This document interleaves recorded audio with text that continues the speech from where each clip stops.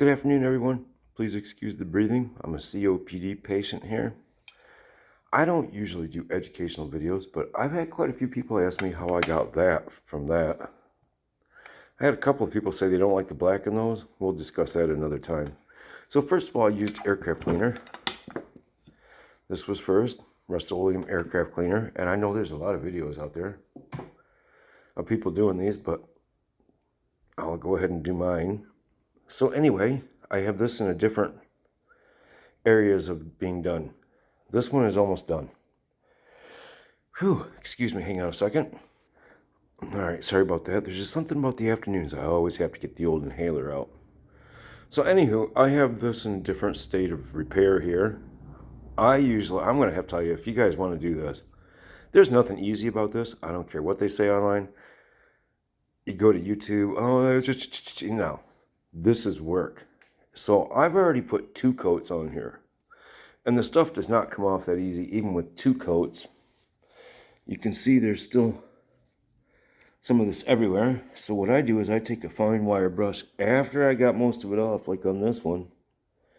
And you can see it's got fine scratches in here from this, but that's not going to matter when we're done with what we're doing. As long as you use just these Clean Go Brillo pads. And by the way, the grain with these goes around the wheel. From here down, there's always a grain that goes with these in the manufacturing. That is the key to removing and getting it to go like that. So,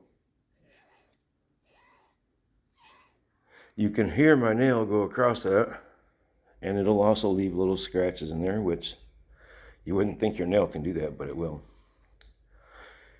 Anyway, the key is to get all of this machined down past that. So what I do is I go to 600 sandpaper after I get all this off. I mean, this is work. You got to go around here.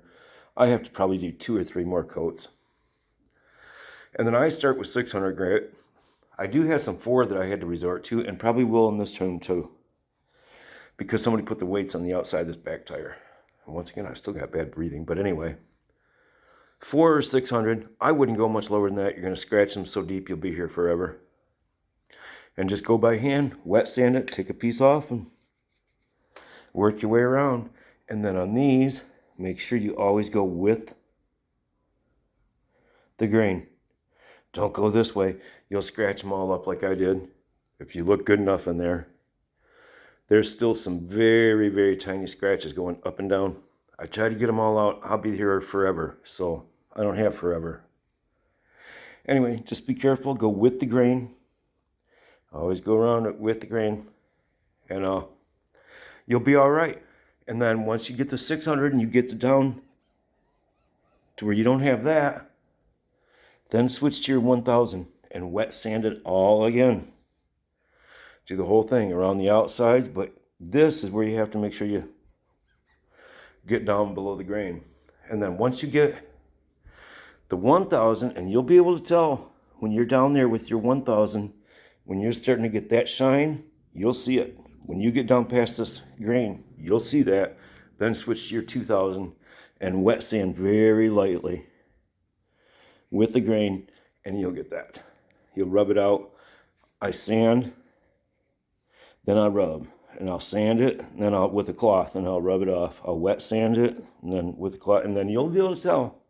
Once you work it in there, you'll get it. All right, I'm going to post this up, and thanks for watching. Bye-bye.